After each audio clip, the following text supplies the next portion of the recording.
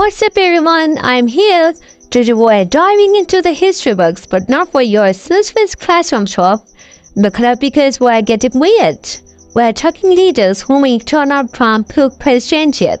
Let's crack open the history wallet and expose the top 10 wickedest leaders in history. Number 10. Caligula of Rome. This trip became emperor at 19. Basically, a teenager with the power of the entire Roman Empire. Talk about pressure. Caligula went full crazy mode. He declared his horse a consul, which is basically a high-ranking government official. Imagine a nagging policymaker. He even tried to declare war on the ocean. Yeah, you read that right. The ocean. Dude, silly. Number 9. Ivan the Terrible of Russia. This fellow wasn't exactly a sunshine or rainbows kind of leader. He earned his nickname Terrible by, you guessed it, being terrible. He had a habit of publicly executing people he didn't like, sometimes even throwing them off the Kremlin walls. He even had a special group of guards called Opechinki, who basically terrorized the population. Not cool, Ivan. Number 8. Jean Bedel Bokassa of Central African Republic. This self-proclaimed emperor loved a good party. He threw a coronation ceremony that cost a fortune. Even though his country was dirt poor, the highlight? A solid gold throne.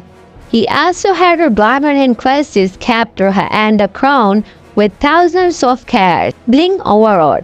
Meanwhile, his people were struggling to eat. Talk about misplaced priorities. Number 7.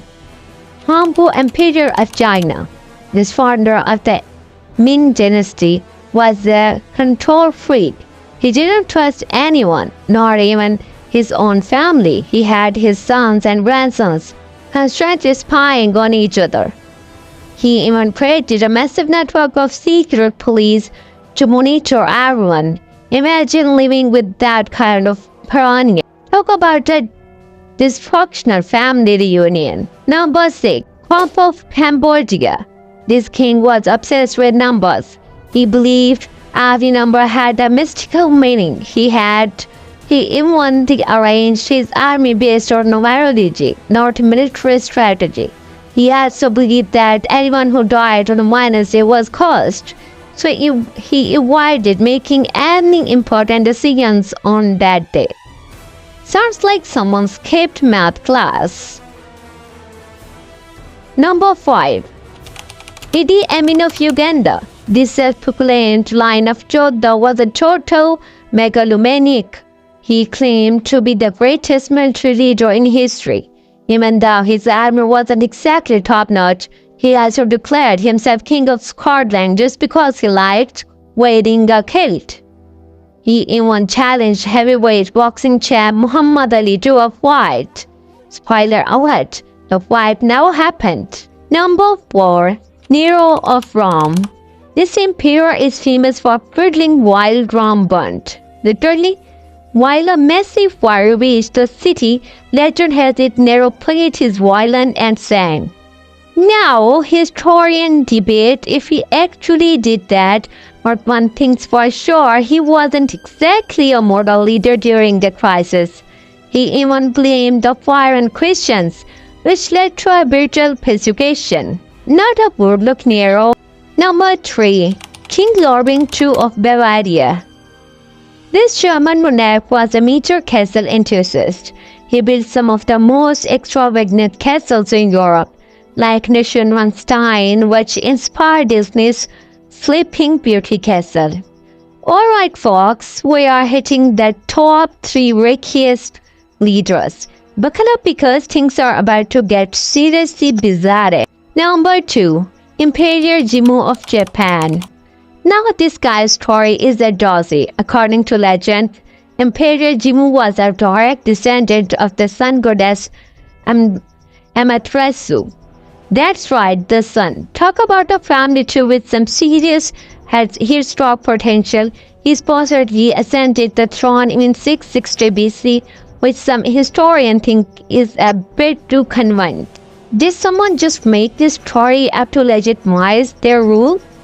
We may never know for sure, but one thing's for sure, this leader's origins are as bright as the sun, maybe a little too bright. Number 1. Imperial Northern of the United States. Yes, you read that right, the United States. Now, this wasn't an official imperial, but rather a homeless man named Joshua Norton who declared himself as Norton I, Emperor of the United States and Protector of Mexico. People in San Francisco actually went along with it. They treated him with respect and even printed special currency with his face on it. Norton issued royal decrees on everything from public transportation to international relations. Even though they had no real power, here's the thing, Norton wasn't dangerous. He was actually quite harmless. He brought a bit of joy and eccentricity to our growing city. Maybe that's what makes him the weirdest leader. He wasn't a tyrant or a megalomaniac. He was just a man playing our part. And the people of San Francisco were happy to join in the act. So, there you have it, folks, the top 10 wackiest leader in history. These guys prove that power can make people do some pretty strange things. But hey, even the way these leaders can teach us something, maybe it's about the dangers of unchecked power, or maybe it's just a reminder that a little eccentricity can make history a bit more interesting. What do you think? Leave a comment below and let me know who you think should be on this list. Until next time, stay curious, stay awesome.